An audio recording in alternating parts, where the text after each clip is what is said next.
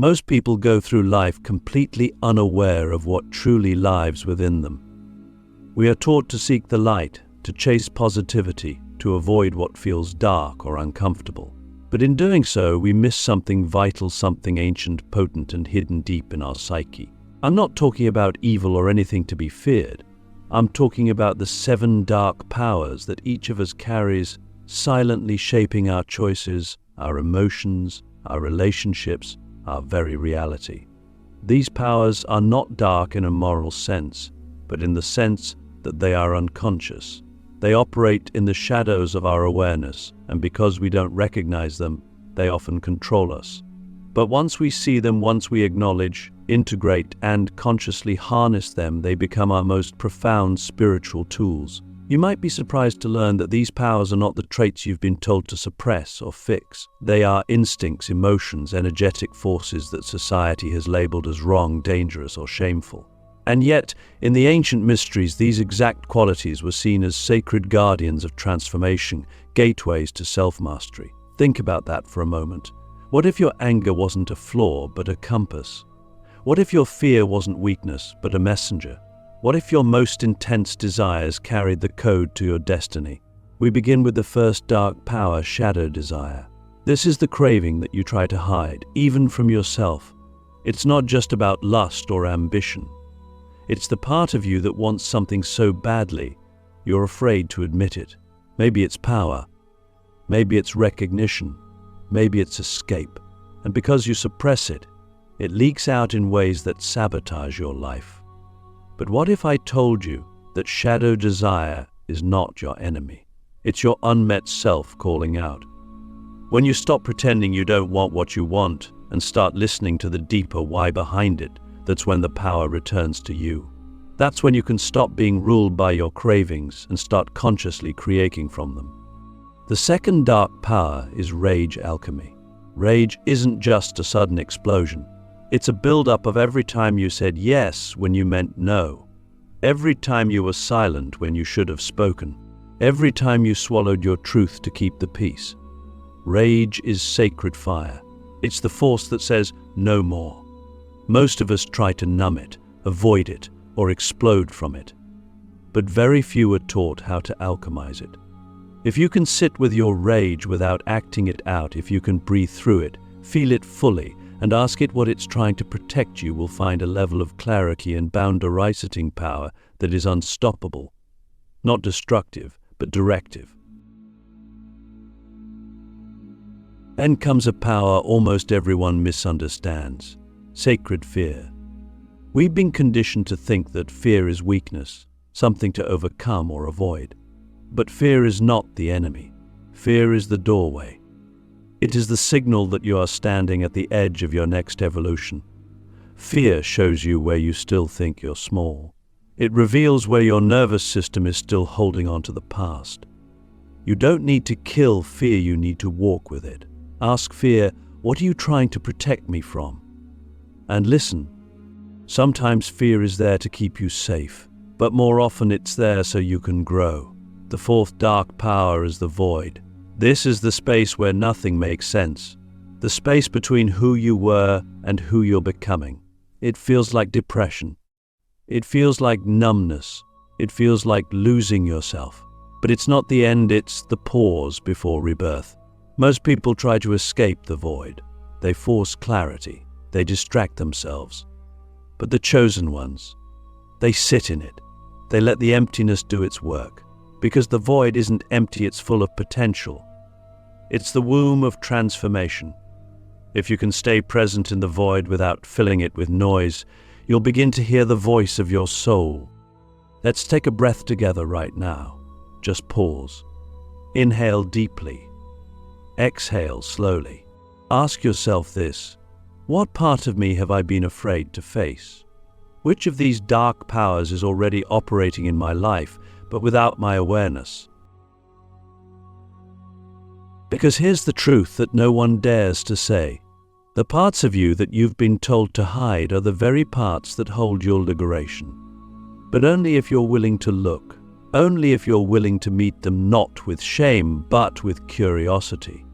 These powers are not here to destroy you. They are here to refine you. They are the initiators of your next level, waiting in the dark until you're ready to step into the light with them, not without them. You see, we live in a culture obsessed with light, positivity, high vibes only, but that's only half the truth. Real power, real transformation, comes when you integrate the dark, when you stop running from your chaos and start listening to it, when you stop trying to be good and instead become whole. And wholeness includes your fire, your wounds, your shadows, your secrets, because only in wholeness can you wield your power with precision and purpose. There are 3 more dark powers we haven't yet uncovered, and they are perhaps the most misunderstood of all. When you learn what they are, you'll start seeing them everywhere in your patterns, your relationships, your choices. And once you name them, they lose control over you. That's the magic. Awareness turns poison into medicine. So let me ask you something only you can answer. Are you brave enough to meet the parts of yourself you've been running from? Are you willing to hold your own darkness? Not with fear, but with reverence. Because if you are, then what comes next will unlock something ancient inside of you. Something wild, something wise, something free. Click subscribe to this channel to get more profound spiritual lesson. There are forces inside you that operate like silent architects, shaping your reality moment by moment without ever asking for your consent. These are not random feelings or passing moods. They are currents deep, primal, and often hidden beneath layers of conditioning. These are your unseen emotions, and they are among the most potent of the 7 dark powers you carry without even knowing it. The tragedy is that most people never realize just how much their life is being created not by their conscious intentions, but by these buried emotions that have never been met, expressed, or understood. Think about this. How many times have you said you wanted something, a loving relationship, a breakthrough, peace, success, but found yourself repeating the same patterns over and over again? That's not a coincidence. That's programming. That's your emotional body, full of unprocessed energy, running the show from the shadows. It doesn't matter how powerful your mind is if the emotion underneath it is saying something else. Your words might say, "I'm ready," but your emotional field might still be vibrating with fear, resentment, or shame. And the universe doesn't respond to your words, it responds to your frequency. This brings us to the 5th dark power, repressed grief. Most people think grief only shows up when someone dies. But grief is far more subtle and far more present than we realize. We grieve every time we betray ourselves, every time we silence our truth, every time we abandon who we are to fit into who the world wants us to be. And when that grief isn't felt, it calcifies. It becomes a weight that we carry in our chest, our gut, our throat. It shows up as fatigue, as disconnection, as apathy. And the worst part? It silently blocks joy. You can't selectively numb emotions. If you numb your grief, you numb your aliveness. You numb your creativity. You close the very channel that brings you back to your soul. But when you face your grief, when you cry, tremble, breathe, and let go, you don't just release pain. You reclaim power. Because grief is love with nowhere to go. And once you allow it to move, that love returns to you. It becomes fuel. It becomes clarity. It becomes freedom. You stop being a prisoner of what was, and you return to what is. Closely tied to this is the 6th dark power, emotional projection. This one is dangerous, not because it's evil, but because it's invisible. We all do it. We unconsciously project our inner wounds onto the outer world. We assume people hate us because we haven't forgiven ourselves. We assume we're being judged because we're still judging our own past. We assume rejection is coming because we've already rejected parts of ourselves. This is how the unconscious becomes reality. The outer world becomes a mirror, reflecting not truth, but trauma. And here's the most uncomfortable part. If you don't own your pain, it will own you. It will sabotage your relationships, your opportunities, your peace. And you won't even realize it's happening. You'll think the world is against you, when really it's just echoing your inner war. But once you realize this, once you stop blaming and start claiming, everything begins to shift. You stop reacting and start responding. You stop needing life to be different and start becoming different within life. That's when true power is reborn. Let me ask you something. When was the last time you sat still and asked yourself what emotion you've been avoiding?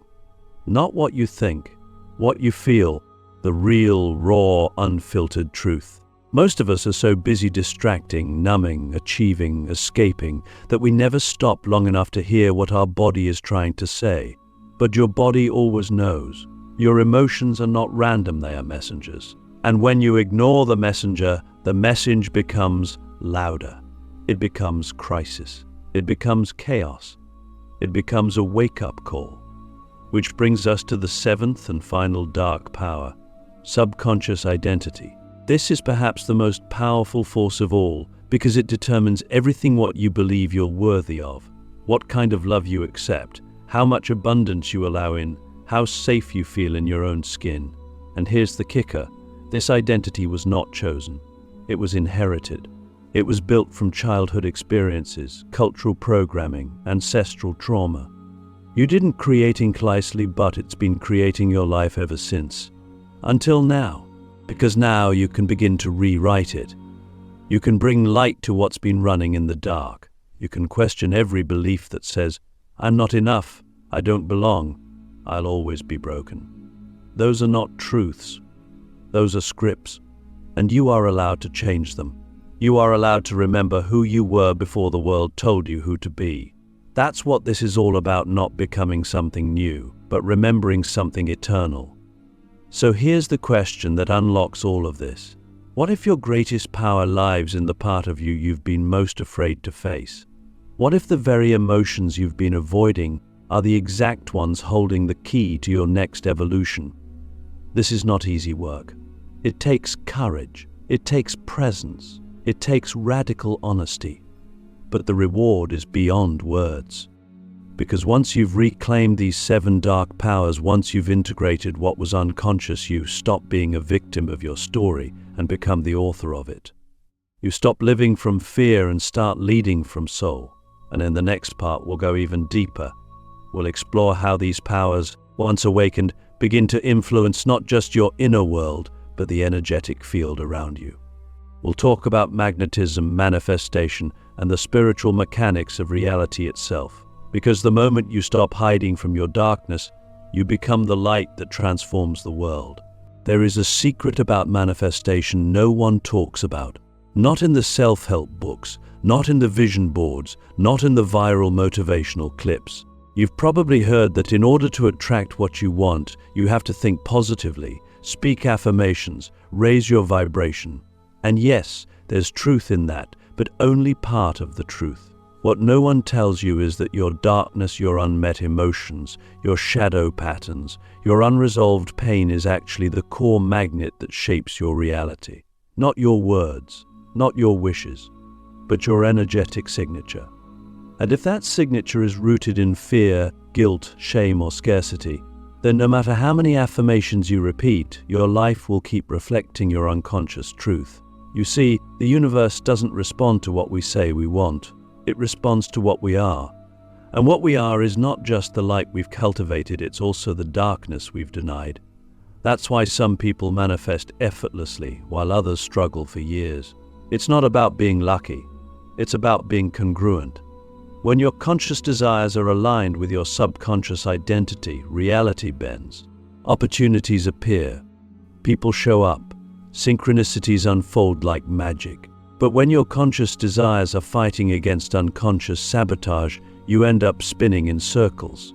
This is where your darkness becomes your greatest ally. Not as something to overcome, but as something to integrate. Because when you meet your darkness, when you face the guilt, the grief, the rage, the fear, and bring it into the light of your awareness, something miraculous happens. It changes frequency. Your shame becomes compassion. Your fear becomes intuition. Your rage becomes clarity. Your grief becomes love. And that emotional alchemy shifts your magnetism on a cellular level.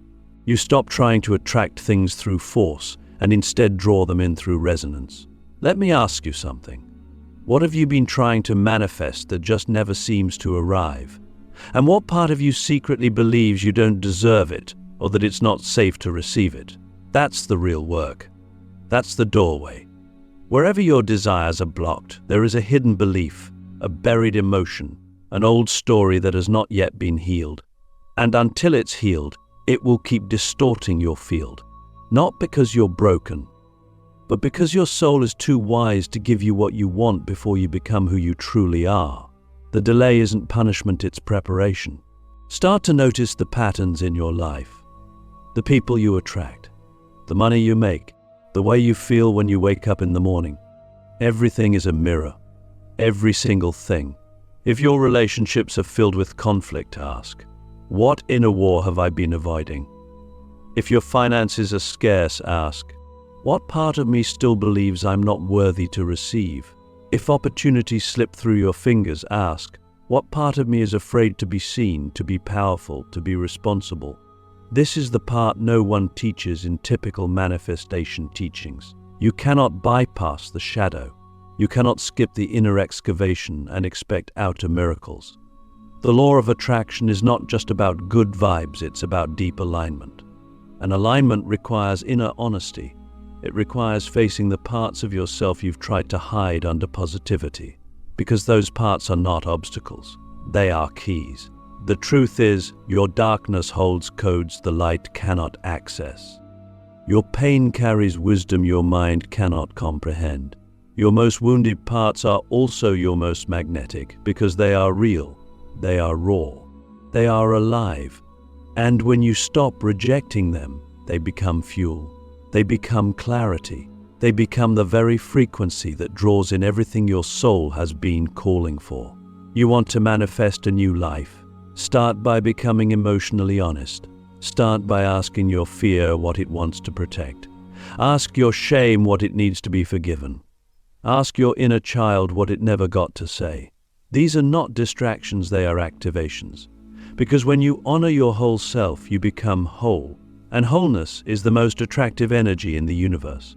You've seen it before.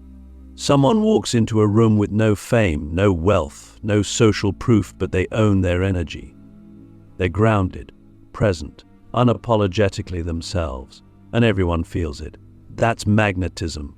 That's not fake confidence. That's embodied truth. And truth is irresistible, because we are all starving for something real. So here's a deeper question. What would your life look like if you stopped running from your darkness and started listening to it? What if your shadow wasn't a flaw to fix, but a guide to follow? Imagine this. Every time you feel triggered, instead of blaming the outside, you turn inward.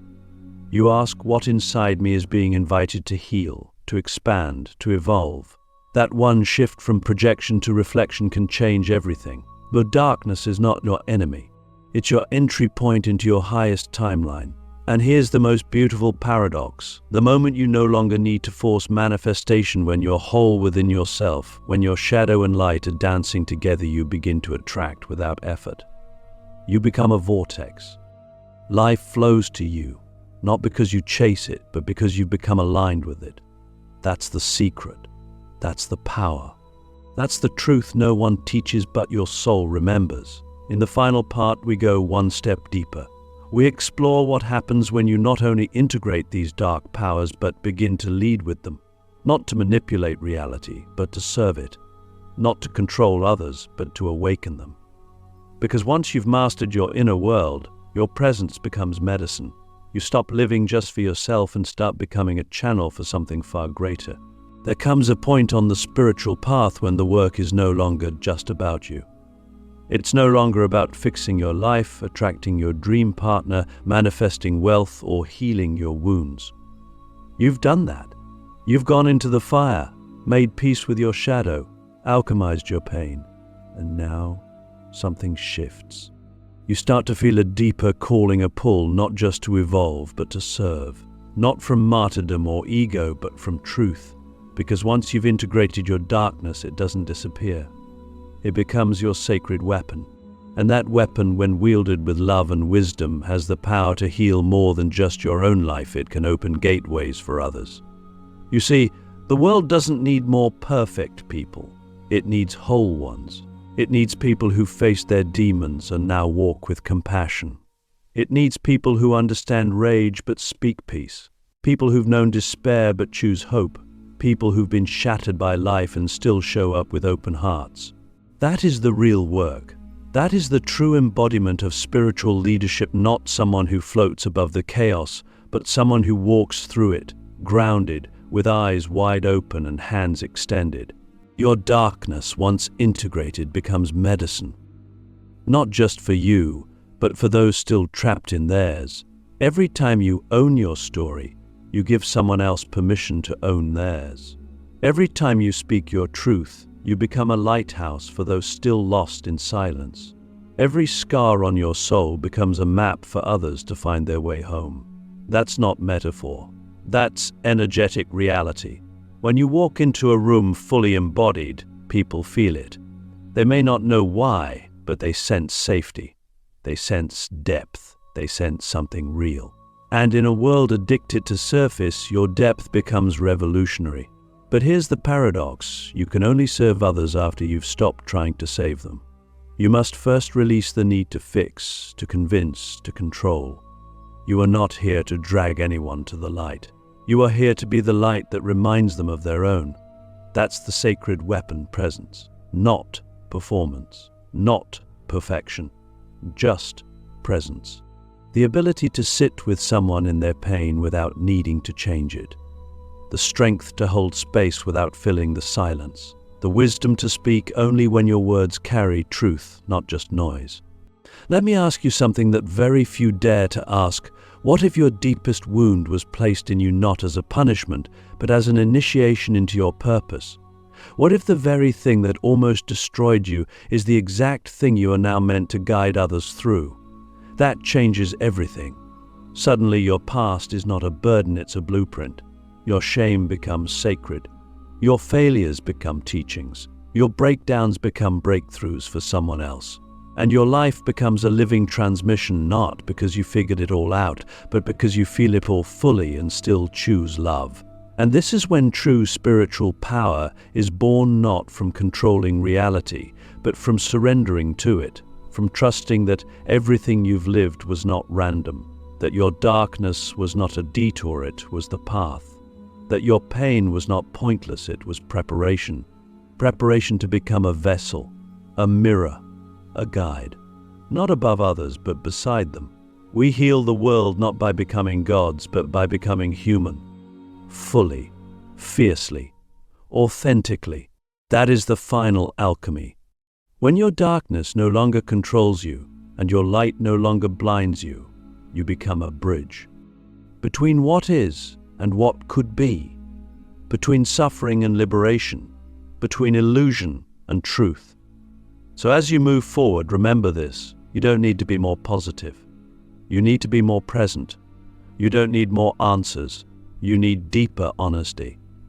You don't need to become someone else. You need to remember who you've always been. Because the world doesn't heal through force. The world heals through resonance. And when you become the embodiment of wholeness, when you walk as someone who has made peace with their darkness, you radiate a frequency so rare, so magnetic, so real, that it awakens it in others. That is your sacred weapon. Use it with love. Use it with courage. Use it with truth. The world is waiting.